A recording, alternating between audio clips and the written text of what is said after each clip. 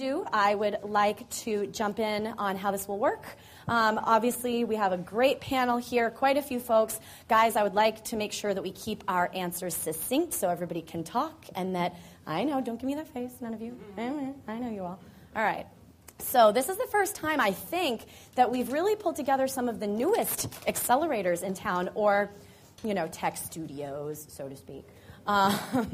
And I'm very happy to have some great guys here on the panel. Can you guys hear me okay? I'm a little bit icky.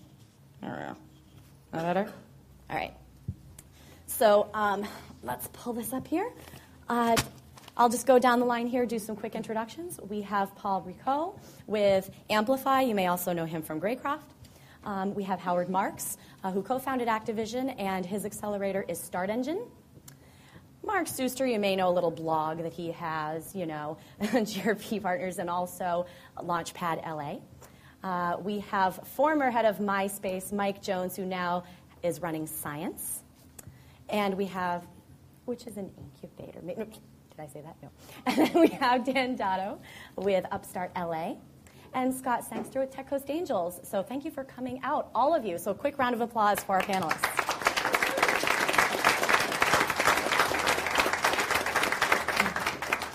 And of course, I know you all have questions too, but let's get through some basics here first, and then I will open it up to all of you, I promise. So if you have questions you're dying to ask, please hold on to them.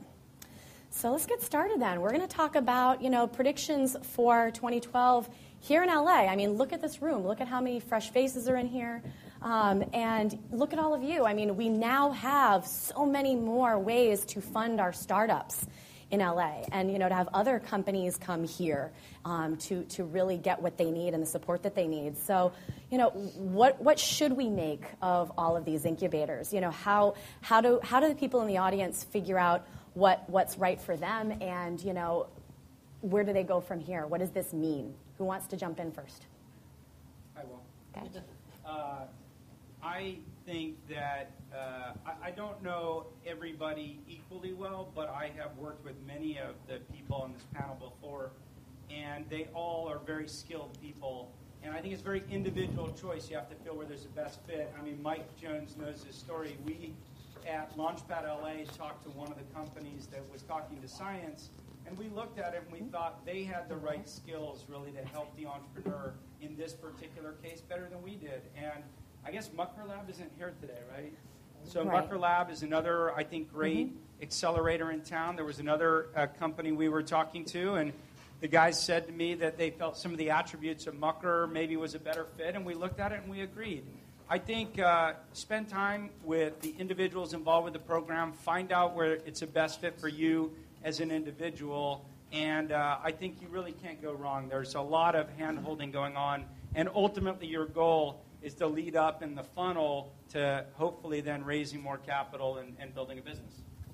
Yeah, there was an article written by Ryan Bourne a few months ago comparing a lot of these accelerator efforts to college football conferences.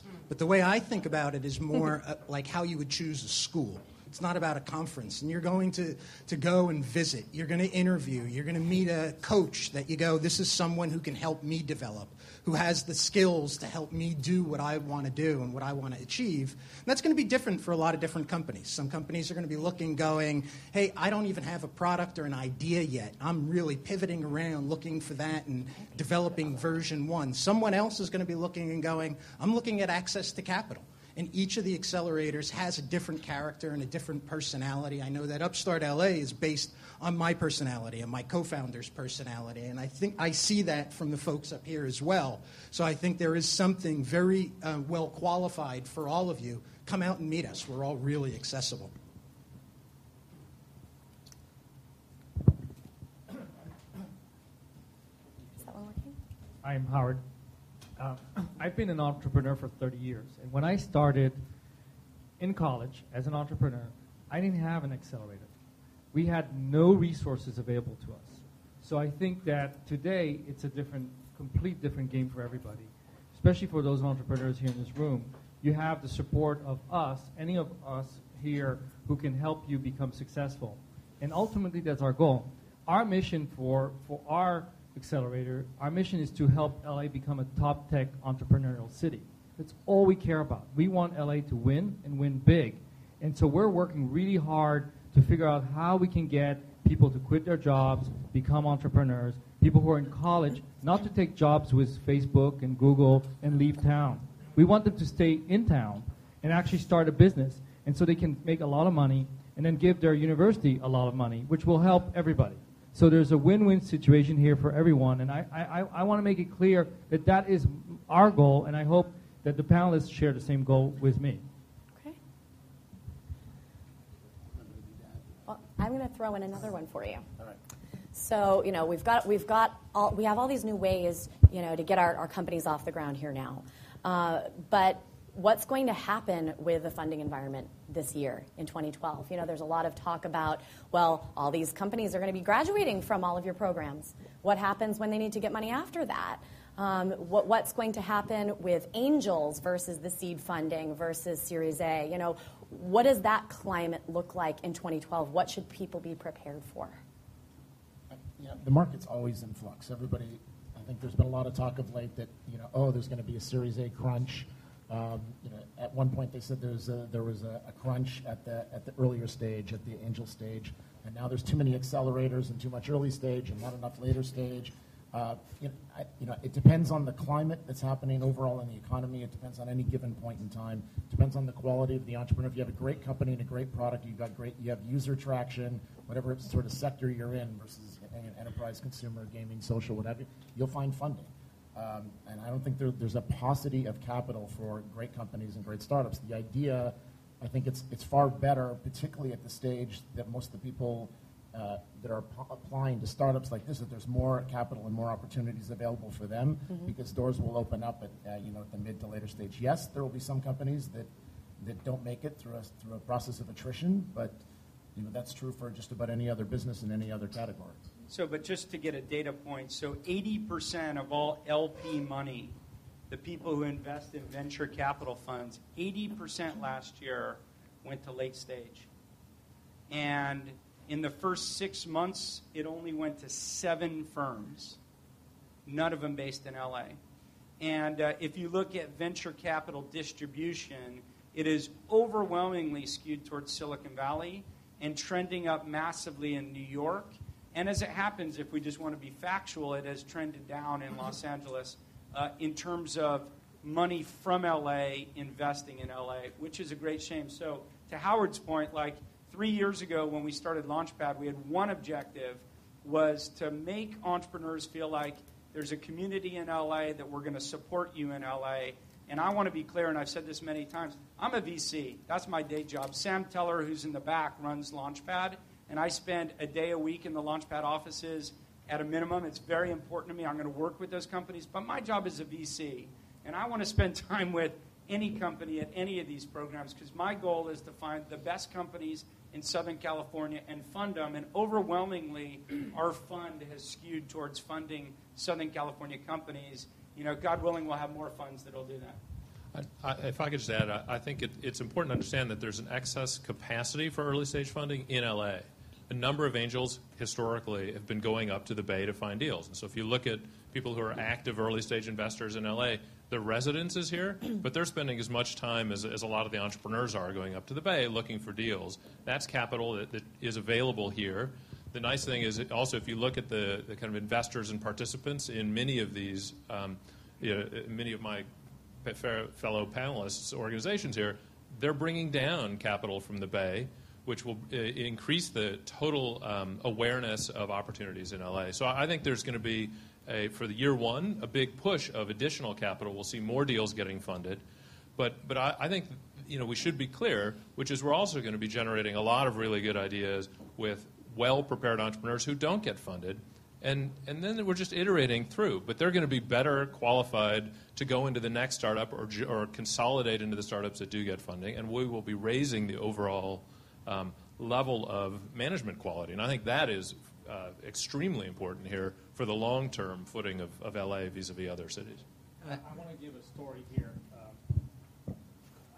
Yeah. I want to tell you a story. So I have a friend who he owns a VC firm in Chicago and also a private equity firm in Chicago. And they surveyed the entire country to look for where they should put deals. And they decided recently to pick LA to put their money here as a VC. And the reason is, only one reason, is because they see LA being a zeitgeist, a place where in time there's a special spirit happening right now. Not 3 years ago, not 5 years ago, right now there's a spirit that's unique that we have, that we should capitalize on. And so they're going to be putting money here.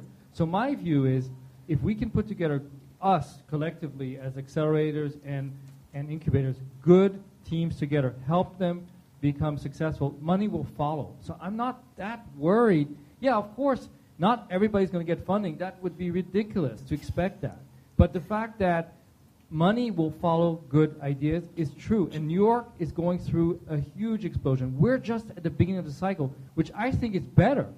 I think it's better for us to be at the beginning of that cycle than at the end of a cycle. We're just started. So I think I'm much more optimistic about the fact that there will be money available.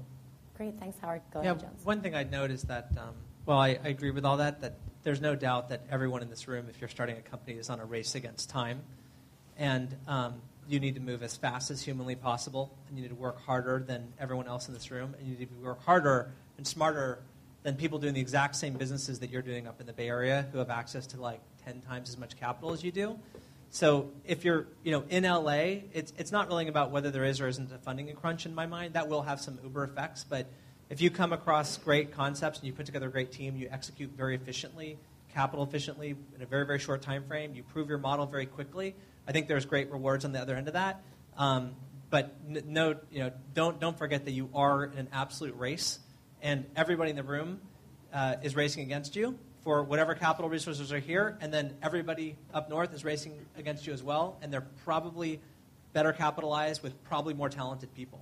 Mm-hmm. So you're at a point where, in my mind, in LA, you have to work twice as hard as your counterparts in the Bay Area for less money, and you better do it faster than everybody else in this room. So, Mike, to your point, Mike. And actually, one of the things I'd add to that is you also need to find your way to a revenue model, probably sooner than some of your counterparts in the Valley. The Valley is in a great spot where if you're 5 smart engineers that understand social and you're within walking distance to the Google campus, they'll buy you even if you don't create a fucking business. But in LA, you don't have that. You don't have that ability here. I'm a big believer that in LA, you build the lightest weight product possible, and within a month of you coming across that concept, you validate the business model, you take credit cards from users, you find your advertising revenue, you show yourself that you can make money building this as an actual business, and then you scale around it. Now, I'm on the very hard end of the spectrum that I lead with business models and the businesses I get along with, because I know that if I can figure that out, everything else can fall in line. I was saying it earlier, like, I'm not a lucky person. I don't buy, lottery tickets and hope that the audience is going to come because I built some great social thing. I tried that. It's hard to do. Pinterest hit a pinhole of a target. If you think you're going to create the new Pinterest, you're fucking kidding yourself. Like, you're just not. Like, I'll just be the crusher of your dreams. Like, I just don't believe it. Like, someone here may. I couldn't pick them out, and I won't be lucky enough to invest in them. I'll just be totally honest. I look for things that you can execute on, that you can prove fast, and I think that's where we're competitive. And that's why when you look at e-commerce in LA and deals in Chicago, places where businesses are being built on real factual business model, is it because you have to? Because there's not the backup acqui-hire option where so-and-so from Sequoia makes a bro call and they pick up a 15-person team for $50 million. Like, it happens every once in a while. Maybe we could magically make one happen, but it's very rare. So I think you have to take that approach. Like, you need to work faster and harder, and if you're not ready to do it, you shouldn't be starting up a company. I was hoping MySpace was going to be the acqui-hire. So was I. And we did do some acqui-hires. All right. Real quick, I want a show of hands in the room. How many people recently moved here, say, within the last year? Okay. So my question is, in this year... People are moving within the next year. Yeah. How many people... Yeah. Do you all plan on staying? How many people are moving after Mike's speech? I love it here. I've been here for like 15 years. But what I want to know is, we're focusing a lot on the people that are in the room, people that already live here. What about, drawing talent, drawing companies from elsewhere? What are we going to see in that realm in 2012? Scott? So I just want to preface my next comment by saying that I'm hiring, and if you know Python, talk to me afterwards. If you've ever used Django, I'll give you my watch. But I think that much more problematic in the growth of the companies that are coming through these classes and in the community at large. The talent crunch is going to constrain growth. And I think we need to get very serious. Seriously, if you know someone who's moving, steal their bags, rip up their airplane ticket, you got to keep talent here because it's going to be worth it. This is a much better environment to grow companies, healthy, long-lasting, long-running companies. I think we're going to face a real crush, though, as we graduate 80 or 90 companies, all of whom are going to be looking for that mid-level engineer who's going to be trying to recruit in a junior-level person and a new front-end UX guy. And frankly, if you don't have a skill, go learn that stuff. Because you're gonna earn a lot of money in about 4 months. Also grab the Caltech and the UCLA grads, everybody, before they head somewhere else. To be fair, looking at, I don't think we need to be quite as despondent as this. Let me just point out some facts. The former CIO of Google, who managed the IPO on behalf of Google, who's a PhD in mathematics from Princeton, moved from NorCal to come down here and build his next business. And they've already raised $75 million. It's called Zestcash, and they're hiring incredibly smart people. Scott Marlette and Doug Hirsch. I think Scott was employee 10 at Facebook, and Doug was the first head of product management at Facebook. Am I right about there? I know that he was first head of product management. And early at Yahoo, they're building a new business called GoodRx, and they ain't building it in NorCal. They're building it here. Gil Elbaz, who created Applied Semantics, which you know as Google AdSense, has already raised, his last round was $28 million. I think his first round was $2 million, $30 million. And he's building a very serious tech company here in Los Angeles. So I look at... and his brother Eitan is... Yeah, Eitan Albez. Part-time at Scopely? Founder at Scopely, Eitan Albez. Yeah. So, I look at the number of people who are in this community, and I'll point out just one more thing is, we funded, along with Paul's firm, funded a company, and Mike Jones, I think, is that public? Yeah. Funded a company. Mike may or may not have, I don't remember. Funded a company called Maker Studios, which is an enormously talented LA-based company growing incredibly fast. And I haven't announced it publicly, but we just hired one of the top engineers at Salesforce.com, who was my co-founder at my second company and lead architect at my first company, who quit Salesforce, owned a house he had just bought a year ago in San Francisco, and moved to LA to become the CTO at Maker Studios. There's opportunity in this town, and there are great companies being created in this town. And I think actually the incubator accelerator phenomenon is new, but my internal compass says the trending up of the second generation of talent in Los Angeles started 4 years ago, about thereabouts. And these companies some of them will get to the next level, and some of them won't. But those people, to your point, Scott, I think you said it, Scott, but those people are going to go on and do their next one. I think it's awesome. So. Hey, I love talking about talent. So I'm setting up, I went to UCLA Anderson School to talk to the MBAs. And after half an hour speech and, answering questions, I had 10 guys come over and say, I'm starting a startup, but I don't have an engineer. Right. I said, that's ridiculous. You need an engineer. You can't start a startup, but you need somebody. He said, well, I don't know where they are. I said, come on, this next door. You see this building? That's your engineering school. So how ridiculous is that? So I know the chairman of the computer science department, so I called him up and I said, hey, I'm going to do a mixer. So we're setting up a mixer, basically speed dating or whatever you want to call it, to get those MBAs together with those engineers, because that's the start. That's how you get started. Or they can come to TechZoo with Spotlight. Right. Or, now, how about Pasadena? I mean, look, Caltech. Caltech is one of the greatest institutions in the world. It's probably, with MIT up there. And how often do we hear people going from Caltech and starting a business? I mean, the Gross brothers did that, but there's so much talent. I'm mentoring 3 teams over there, not for Start Engine, just on my own, just to help them out. And they're so talented, and they can rival all the guys at Google and Facebook, but they're here in LA. Now, normally what they would do is get hired by Facebook and Google. I got to stop that. That's my job. I'm going to stop it early by telling them, look, you can become the next Mark Zuckerberg here in LA. So how do we help that to happen? How do we bridge that divide and get that talent first? What are we going to see come out of this year? We know the problem exists. We do have talent here, but how are we going to bridge that? I think you're seeing it. We're doing it already. The problem has been visibility.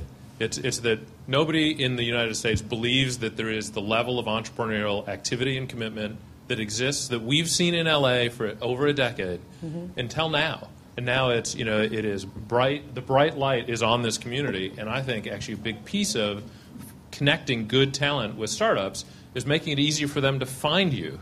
And so if you've got a company and you're going through any of these classes, you're going to graduate, you're going to be very visible.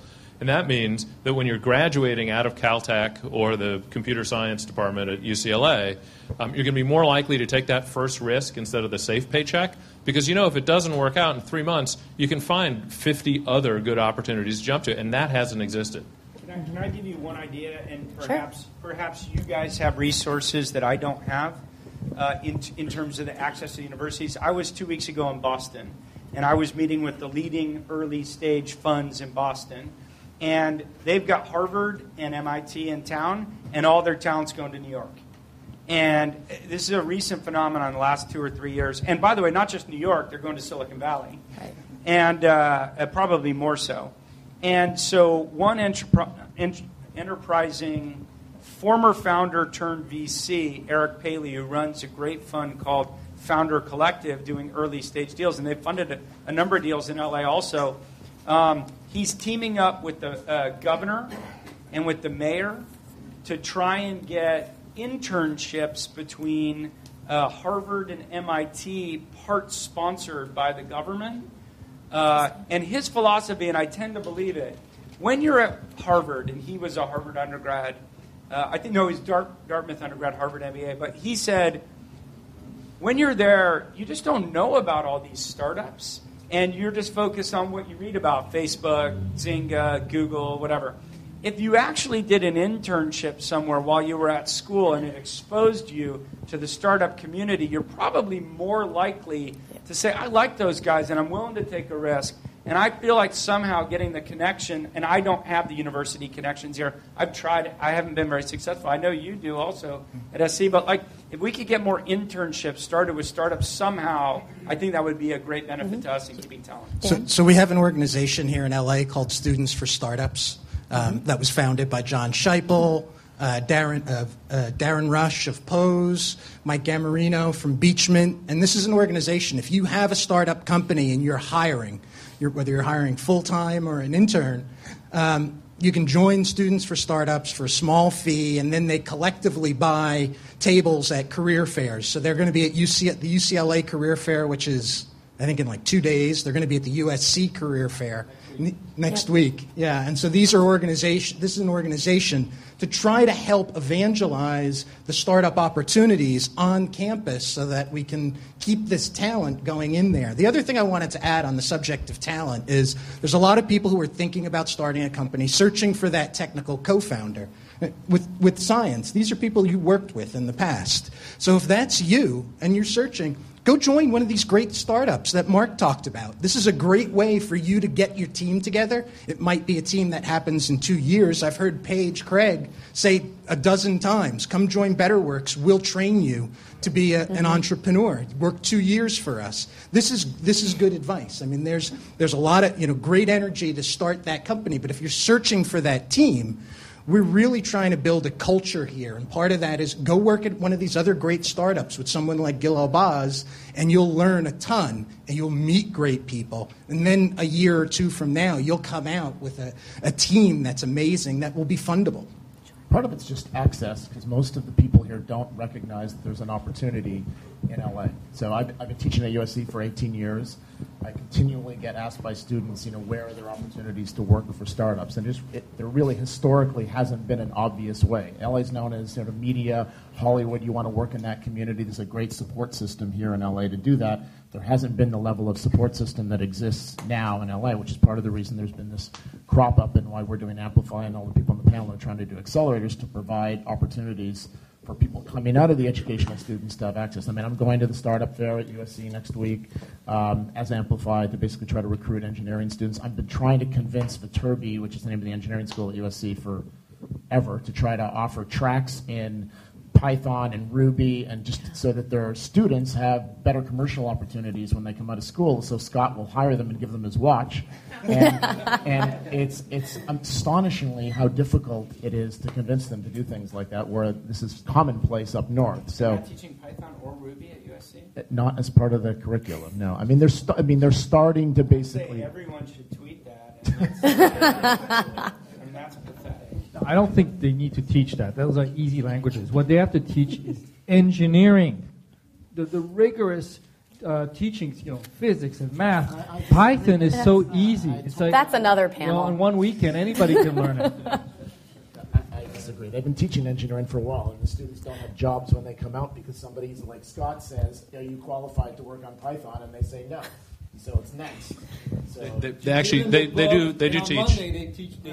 Okay, that's another fairness, panel. C++ and Python they do teach, but they don't teach Django, which they should. They don't teach full stack, and that you got to learn in a startup. Yeah, they don't teach. And so you should just. I think every graduate should be forced to do a startup. It's going to fail statistically. They should go and to that's startup fine. weekend. That's part of the education. You make contacts and you learn how to build a website and maintain it and fix bugs, and it's all good. Have we invited all hireable. of the MBAs to Startup Weekend? Who's Startup Weekend people in here? Have we invited them? We need to invite them. Startup Weekend USC. Okay. There is. And by the way, the schools are doing a hell of a lot better job. I mean, USC now has, I think, 3 different startup competitions on campus. 2 years ago, they had maybe 1. They've got an interactive gaming curriculum. They've got a social media curriculum now, part of the Annenberg School. So, and UCLA is doing similar things like, at Anderson and what's the name of the engineering school at Anderson? Henry Samueli. Henry Samueli School. I mean, so you're starting to see more activity on the education.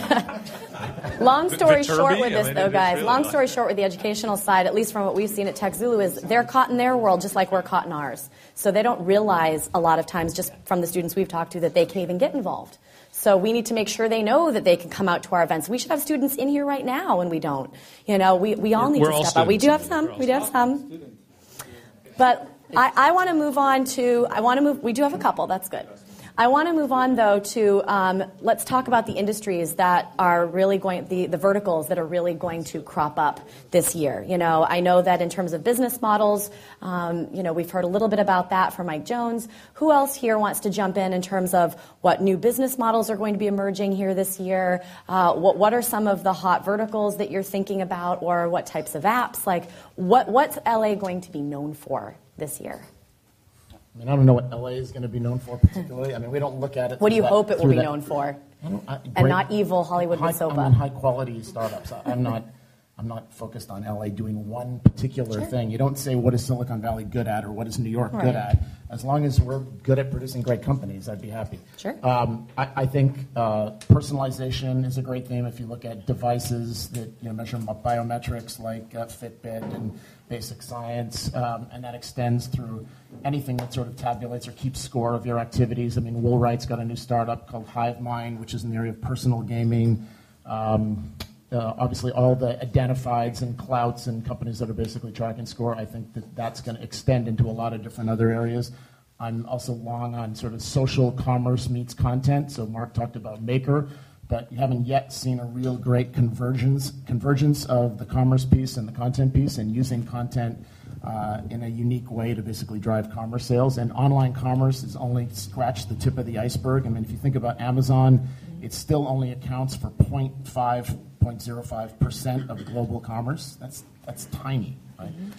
E-commerce is still only 6% of the entire global commerce business. So I think you'll start to see a lot more retail move online. LA's proven that it's very good about that. If you want to talk about Beachmint and Shoe Dazzle and a lot of other companies that have innovated business models that are around social commerce in LA.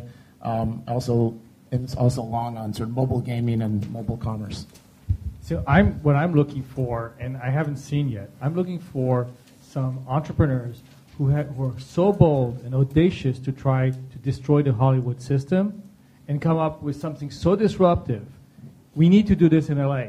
And I would like it to happen here and not in Silicon Valley. That's my goal. So if I find some teams who want to do that, that would be so exciting to be able to work with them. And, I agree with Paul. I don't think LA should be necessarily known for anything in particular like a genre, but hopefully we'll be known for having some amazing talent that's loyal, that doesn't quit the job after 6 months to go and join the next Facebook. And it's just ridiculous what's happening up north. We have more loyalty. We have people, who are very talented. So I think I'm waiting for Hollywood to be disrupted because it's a big cloud over the city, and it got to end soon. Suster, can we build big businesses here? Unquestionably. We have not yet created our tentpole. We haven't created our Amazon.com, but I feel we have the capability to. I will take a slightly different view, and I'm not disagreeing, but a slightly different view is I think in every city you have concentration of certain types of talent that make it more likely for certain business models to emerge in the way that financial services is concentrated in New York City, in the way that deep engineering is concentrated in Silicon Valley. And I look at what's come out of LA. We have been very good at ad technology, and I think Mike said it best, and I used slightly different words to say what he said, which is the old saying, necessity is the mother of all invention. And Silicon Valley is allergic to advertising. And that's great because it's a $300 billion a year industry. And it happens to power a lot of the most successful Silicon Valley firms. And so for 3 years, Google said they would never do paid search. And Bill Gross built a wonderful business called Overture on the back of it. In the end, unfortunately, Overture did not win. Google won. But that innovation happened here. Applied semantics happened here.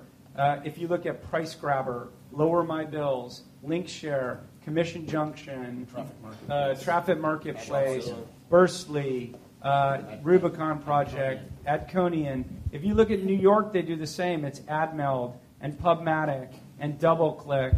And in Southern California, you still have Find Your Best, I think is Kevin O'Connor's new thing. We happen to be very good at that skill set. And it's one that Silicon Valley is not good at. And so I think that's a concentration area. I'm very interested in disrupting Hollywood. I'm trying to take a less contentious tone to it. I think not than you. Well, you were pretty contentious. But Paul Graham and Y Combinator has written just a really self-aggrandizing post about kill Hollywood. I don't know if you read it. It's just written this week. Kill Hollywood. Look. Any big industry is going to protect its own. And I like to look at it as a structural problem. I know all the senior people at the studios. They're not bad people. It's a structural problem. It's the innovator's dilemma. And from that protection of their industry comes a creative destruction. And the same thing is happening to Google. I mean, watch Google and Facebook and Apple's behavior. They're behaving no different than the big studios, protecting their empires. And from that, the phoenix rises from the ashes. And I think Maker Studios is bloody disruptive. I mean, we're producing content at $500 to $1,000 a minute, and we're now getting watched 500 million video views a month. And the average television show is $50,000 to $100,000 a minute to produce. And when you produce something on TV like Tosh.0, you know a lot about the demographics and psychographics of who watches it. You know bupkis about who watched it. And what we have through Maker Studios, through YouTube, is subscribers. And we have the opportunity for the first time, I think, in the media industry to create something where we build a direct relationship with our end user.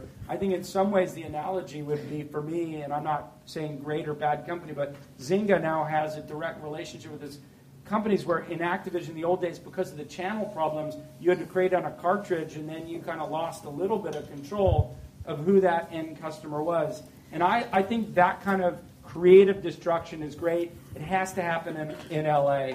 And what Silicon Valley doesn't understand about content, the last bit, but doesn't understand about content, is it takes writers and lighting and sound and makeup and costumes and direction and post-production, and to fantasize and think that Silicon Valley is going to replace all that is completely misguided. And, but all these great devices they're creating, people are consuming the content created in this town. We have to find a way to harness that, I think. I think you just broke your own 60-second I know, rule. I know. Jones? Sure. So, and one of the themes that I think a lot about is this, and Mark reflected, which is this transference from a wholesale to a retail economy. So if that means that you're a shoe manufacturer that's selling to a distributor, that's selling to a retailer, that's selling to an end user, and the shoe manufacturer has no connectivity with the end user, then Shoe Dazzle comes along, or Shoe Mint, and they have this direct understanding from manufacturing to end users. Or it could be Fox, right? I mean, Fox, in essence, as a business, is a wholesale business. They sell their product to theater chains and cable operators. And I think that you're seeing, as Mark's mentioning, this change from crushing the distribution points between wholesale and retail. And so I generally like businesses where you're creating new brands that have direct-to-consumer relationships kind of over the top of previous distribution methodologies. And I think that entertainment's definitely a big piece of that, and retail is too. So I don't have any specific vertical, but I think one of the things that I'm hearing that I do share here is this idea of domain expertise. And we have some very natural domain expertise, whether it's entertainment or e-commerce that we have here in LA. And I think it's a critical element that you're able to understand in depth from stem to stern the problem that you're solving. And so we really, when we're looking at teams, we're looking at where's the domain expertise, that they understand the market that they're operating in, that they have the capability of understanding the problem in depth, of building a solution, and being able to sell it. And the last thing I'd say on that is I love B2B businesses. I've operated in both B2B and B2C businesses. Good point. But when we start talking about the reality of the LA market in terms of funding, and your ability to be able to sustain, to get more time, to give yourself more time to operate, you have a lot of opportunities to generate that validation with real revenue in a B2B model. Now, again, there's that opportunity in B2C as well, but quite often it takes longer. You need to build a larger audience. It takes more marketing on the front end.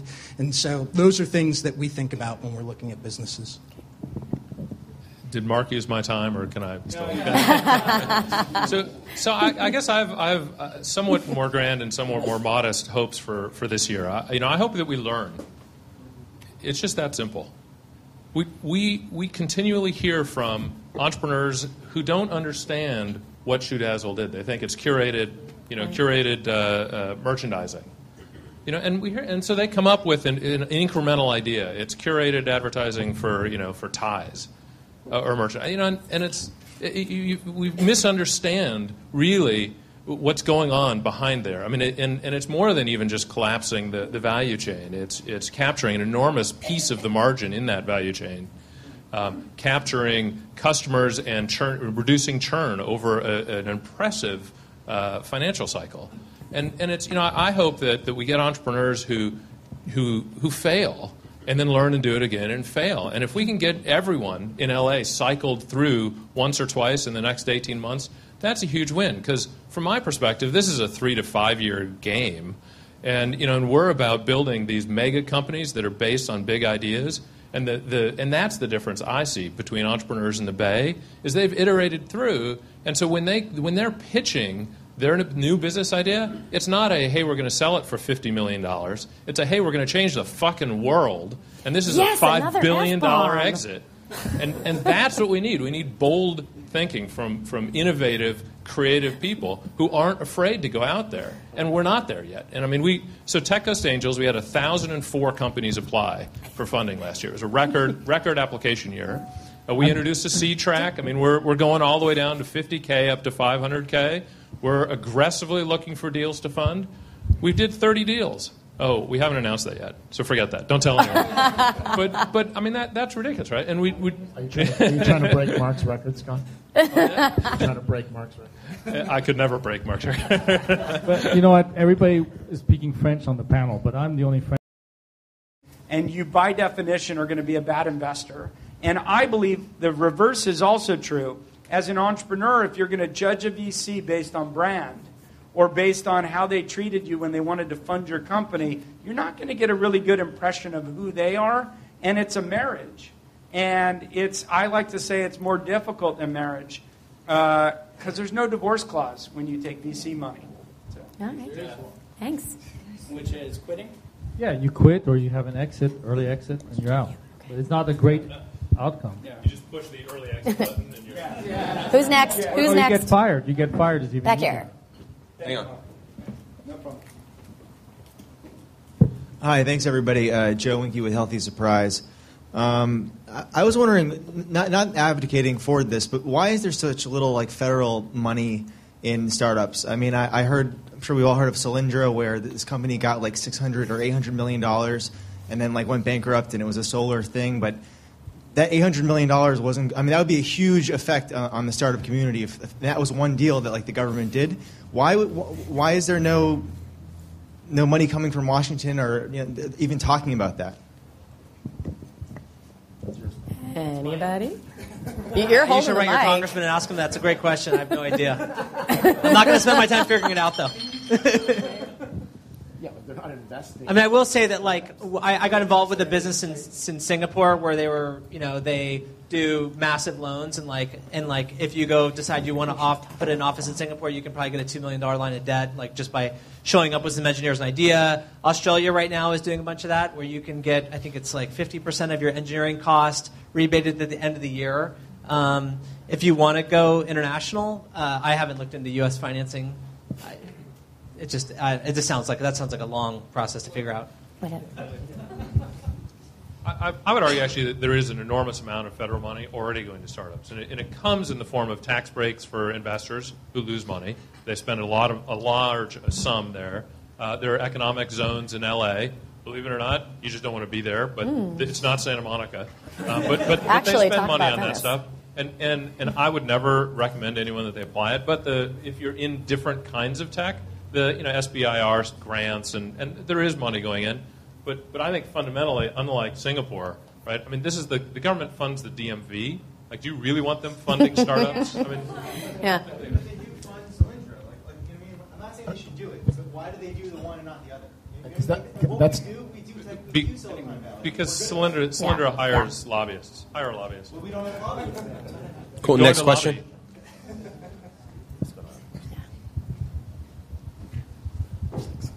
I have more of a comment. You guys stood up here and talked among yourselves for a few minutes about a fundamental problem about how do startups find good talent.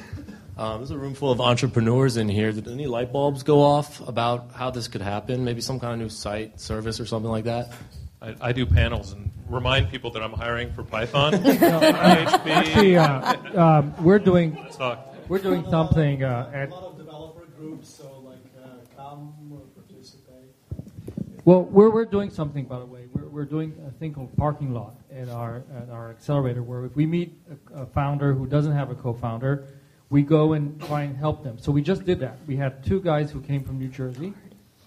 Unbelievable. They came over without an engineer. And I was like, what are you guys doing here? It's like, well, we want to do this dating site. It's great, whatever. I said, Wait, okay. a dating site and they're hanging out in a parking lot? That scares me. Exactly. So what I did is I contacted a guy who also showed up, who's from China, who's a PhD or actually a postdoc at Caltech, who wanted to do something that had to do with meeting women in bars. So I thought That's a little bit better. That was bizarre too. And I put them together and it worked. And now they're 1/3 each co-founders of the startup. So I think, and I hope the other accelerators will do the same, I think this is a great way. You pair people up because you're going to see a lot of talent come through your door. Just make a skill, your matchmaking skills. I mean, look, all of us are meeting with startups incessantly, right? So, I mean, we've gone through 200 applications at Amplify, probably equal numbers at some of the other people on the panel. It's easy to apply. It's very, so if you've got ideas, basically apply. That's all I can say. We can't obviously, run out into the street and meet everybody on the panel, but we've been extremely open about, come in, apply for the service. I mean, we have a policy at Amplify. One of the companies, to Howard's point, that is now one of the Amplify companies, the two co-founders met at Amplify. So we have desks where if we find somebody really talented, I was telling Scott that we had a really talented Python engineer, so he was a little late. who ended up pairing with one of our other companies, and they actually discovered each other and basically became a startup. So I completely agree with Howard's point. Basically, go if you don't have a co-founder and you think you're like really talented at a particular thing, you're trying to find a co-founder, go and like hang out at some of the startups. And some of the accelerators in town, all of them have pretty much open doors as long as they have an open desk. Co-loft. Or co-loft. Exactly. I'm just going to add a little bit to that. There's a lot of meetups. So for every type of technologist that you're looking for, there's almost a meetup. From Django to Python to Ruby to PHP. We host a lot of them here. A lot of them are held at other great places. Media Temple, I think, hosts a couple. So if you just go to meetup.com, you see a lot of those. Startup Weekend, which is an event held about 3 times a year, is another great place to find a co-founder. There are a lot of great events.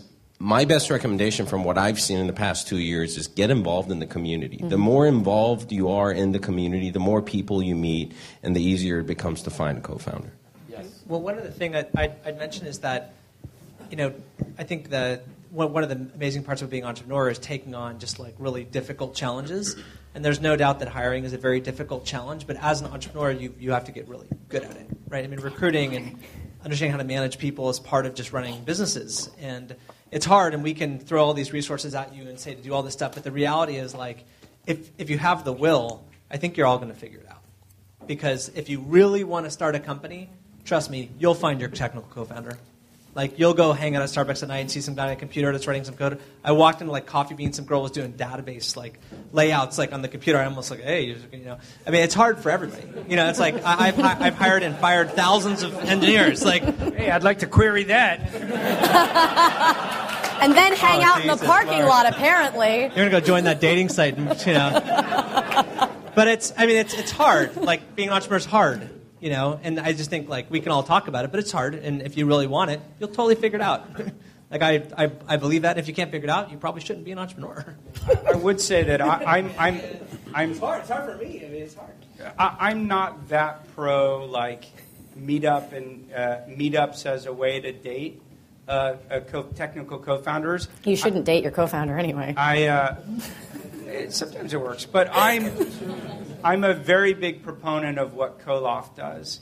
And I think it's, no, I'm not just being nice because they're here, but like it's a great resource for LA, and I just wish I guess in a sense, like having more accelerators around town should accelerate that. But it's a great resource, and the reason I think Co-Loft is so important is it gives you the opportunity to be hanging around the rim and meeting other people and spending time with other people and getting to know them that way. The problem I have with startup weekends as a metaphor to meet your co-founder or founder dating events is that you tend to not really know the person that well, and then suddenly you're splitting up a business and you're committing what could be the next 5 years of your time with the individual without knowing them that well. And I feel like hanging around the rim and kind of getting to see how people work and getting to know better is a really important thing to do before you decide you really want to go into this with someone else. I would argue, actually, that it's not possible. I think you have to go in assuming that you're going to, just like dating. You go in, just like dating. I mean, you go in good faith with a proper belief that you're both going to like each other, but you cannot guess based on 6 months at Co-Loft where everyone's polite and and it's kind of fun and creative. What? Okay, well at least where the people around them are polite. But you can't know how you're going to react when you're running out of money and your competitor just launched, and it's like there are going to be times where I think you just gotta sit back and say I'm going to be respectful and courteous, and I'm going to be the best co-founder that I can be, and that's all you can do, and then vest, get referrals just like you would with dating. But let's be real. So the metaphor for me is marriage versus dating. And so you probably want to date a lot of people as you're trying to figure out who you want to get married to. And it probably takes more than 1 or 2 or 3 dates or a weekend, that's called Las Vegas, before you decide you want to get married really quickly. And I'm not suggesting you have to work in the trenches for 6 months with someone, but over time you get to know somebody and you decide who you want to get married to. And really, joining a startup, you're really committing a lot. Money, time, and sharing the equity. And it's not so easy as saying, okay, we split this company a third, and I kind of don't like you anymore, you should go. Like, it's not that easy. to just say goodbye. I just think don't be cavalier about who your co-founder is. All right. Okay, guys. Totally agree. Let's do some final thoughts. Let's start with you since you just grabbed the microphone, Jones. Final thoughts. Thoughts in regards to what? What you've seen here, what you've just heard. What are Oh. your final thoughts? I don't know. Listen, I guess I'll talk about entrepreneurship for a second. I mean, I'm a longtime entrepreneur. I've failed as many times as I've succeeded. I've been through horrible partnerships that ended up in insane lawsuits, and great partnerships where my partner's retired and they haven't worked for 10 years. So, like, I feel like I've seen the gamut of that. Relative to co-founders, buy-sell agreements are always nice to have up front. Highly recommend them. They can save a lot of pain in the back end if you don't find the right partner. But either way, listen, I love entrepreneurship. I love building business. I love working with entrepreneurs. They're going to fight to win. And I think you need to have that level of passion. And I'm hoping that, the companies that I work with and the companies we choose to engage with are ones that we hope that those founders are going to have that passion to really fight and win. And we do our best to make sure that happens. I'm excited about everybody starting companies. I'm excited to see wins, and hopefully everyone can kind of bring their A game to it, because it's a real battle. And I just have to ask, why don't you ever wear laces in your shoes? I don't know. I buy them this way. Random aside. Roosevelt Tao, my PR person, always tells me to buy nice shoes. She buys me nice shoes. It just takes the laces out. Dan, final thoughts. I'm just really excited by what we've seen happen here over the course of the last year here in this market in LA, and really excited about this year coming up, because we've seen, I think, the level of discussion escalate significantly. And now we're starting to see the level of action escalate significantly. And as Scott was saying, we're going to have a lot of failures. This is all part of the cycle to us building a really strong ecosystem here for startups. And so I'm just amazingly hopeful and excited about what's been happening and what we've kind of set in motion, all of us. And the entrepreneurial ecosystem is not about this group, it's about that group. And you guys are the ones that excite me. You guys are the ones that are participating, taking action, and doing things. And I'm just really happy to help. Thank you. Scott? I want to start by saying Hakuna Matata. Oh, come on. I know you can all get up and start dancing with Hakuna Matata. Come on. I think there's one other thought I would add to the kind of when you're ready to start a startup is don't do it unless you've been in a startup. So the one parting word of counsel is if you've got a great idea, it'll wait. And if it won't wait, it wasn't that great an idea anyway. But join someone else's startup, because I think you'll learn a lot of technical skills, but mostly you'll learn about persistence. And you'll see what it's like and what it takes to keep going, and then you'll be able to make a better decision about when to go in. And it will vastly, when you decide to do it again, vastly increase your odds of success and credibility, your ability to recruit other people, and your ability to raise money. The one other thought, just since I'm the kind of odd man out up here, I want to say I also, to varying degrees, have had an opportunity to know all of these people, and I'll say that they are different. All of the incubators that we hear about and that we read about in LA are probably 30 or 40% different, but they are 60% the same. And what I mean by that is you're going to get excellent counsel, you're going to get great advice, you're going to get people who wrap their arms around you and are working behind you to make you successful. And I think you should talk to them all. I think you should be transparent about talking to them all. They probably, I think we've heard, would welcome that. And whichever one you get into, or if you get into multiple, it doesn't matter, because you cannot go wrong with any of these, including Mucker and K5 and the groups that aren't represented up here. It's a very, very strong set of options, and I think that is tremendous. Thank you. Howard, can we pass the mic over here? Final thoughts from Paul. First, did Mike just say that his PR person buys him his shoes? You can take. You can take the boy. You can take the man out of Hollywood, but you can't take the Hollywood out of the man. Bingo. And it's also the socks. Rosabelle, where are you? There she is.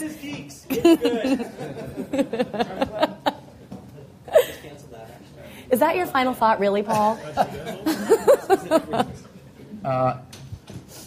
Look, I mean, I concur with basically Scott's statement. I basically encourage everybody to basically meet everybody and then make a decision based on who matches up with your personality. And I also agree completely with Mike's comment, which is, if you're going to be an entrepreneur, you can't wait for people to show up on your doorstep. And if that's what you're waiting for, then you shouldn't be an entrepreneur. You should go work at a studio or a music label or one of the other large companies in town, and you can be perfectly happy there. But if you want to be an entrepreneur, you should be running through doors and basically knocking down to basically get and realize your vision, whether that's working for someone else's startup. And I do almost concur with Scott's statement. I do think it's not a complete gating issue. You can succeed, and other people have succeeded. There have been, I would say, anomalous examples of small companies like Facebook, which didn't work for someone else's startup, Microsoft. But there are, but I would say that most of the entrepreneurs that we funded at Graycroft and Maryland Fund and other places have worked at prior startups. And they've had that, they've gone through that, the fire with other people. One of our best entrepreneurs at Maryland Fund worked for Mike in Ian Swanson, and he had scar tissue from it and shoes, but but it was clear that what he learned there made him a success at Symmetrics. Whoever's next. Okay. Well, my final thoughts are for the entrepreneurs here in Los Angeles. I think it's the best time to start a business. I don't see prior experience as being a requirement. In fact, if you're in college right now and you want to start a business, it's a great time to do it. Because in the end of the day, it comes from your heart, your vision, what you believe in. And if you have that feel, you should go ahead and do it. Because the risk is that if you wait long, you'll have a family, you'll have requirements, you'll have commitments, and you won't do it. And it's a shame. It's a real shame for Los Angeles. So this is the time now, and I hope all of you will think about it and maybe apply at our accelerators or the incubators here, or go out on your own. It doesn't really matter. We're here to help. That's why we started Start Engine. No. Okay, fine. Wait, one last thing.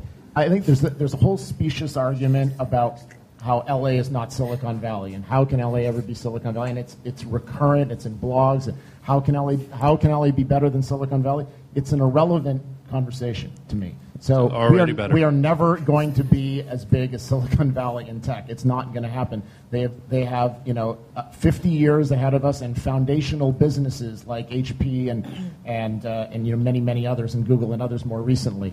But saying that Toronto couldn't be Hollywood, well, no, they aren't Hollywood, but they've produced 100,000 jobs in Toronto, and New York has similarly created a huge media business on the East Coast. So LA can be its own community, have its own character, and succeed as a very vibrant, thriving tech community with great companies, many of which Mark mentioned earlier. And so drop the whole idea with the inferiority complex that we're not Silicon Valley, because it's irrelevant. Amen. Okay.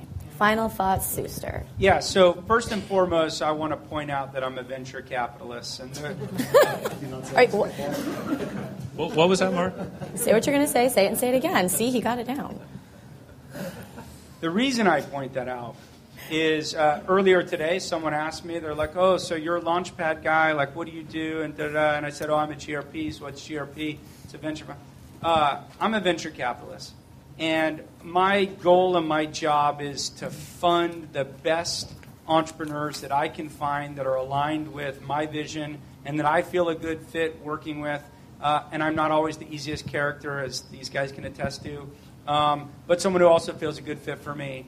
And I could give a rat's ass if that person came from Amplify, Organic Startup, Upstart.la, Science, and Launchpad. I mean, really, I'm looking for the best. We started a project 3 years ago for Launchpad, which we really saw as a way to try and encourage the community to start more companies. And I think all of us sort of feel that that's why we're in it. I know it's not, you also have Graycroft and Amplify, although you're more time at Amplify than I am at Launchpad. But my point is, we have multiple things that we do.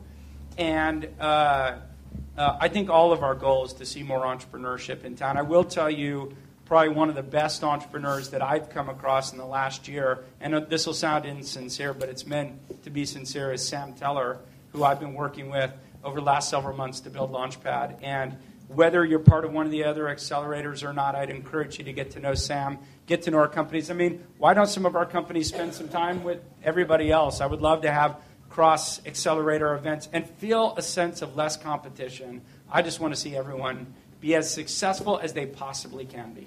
Thank you. One final round, please, for our wonderful panelists.